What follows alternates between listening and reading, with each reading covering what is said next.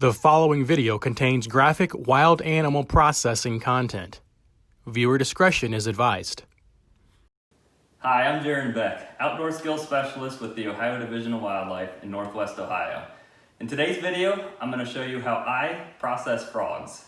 The tools are really simple. I simply have a hatchet that I use the hammer portion of, a fillet knife, and a butcher knife. You could also use a cleaver in the place of that. For starters, I'm going to flip it over on its back. Put my butcher knife or cleaver right here in front of the hips. Take the hammer portion of my hatchet, go through the spine. Then I'll be able to separate the legs from the upper body. We'll go ahead and discard the upper body. There's no meat on that worth keeping. Then I'm going to take my fillet knife and go between the dark and the light skin.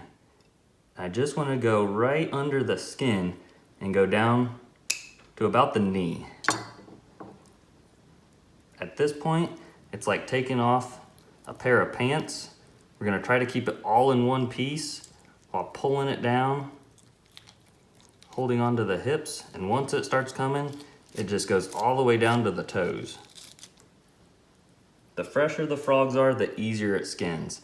At this point, we have to decide if we want to keep the feet on or not. For presentation, I like to cut them off. So we're going to take our big knife again and find the joint. If you bend it up, you can see the ankle joint's right there.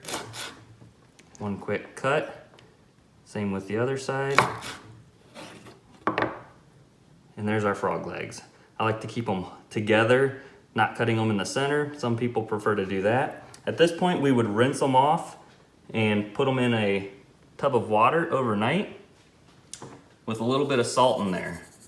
Cool thing with salt, it reacts with the fresh meat of the frog legs and they actually twitch. For more information on Ohio's wildlife, visit wildohio.gov. Thanks for watching.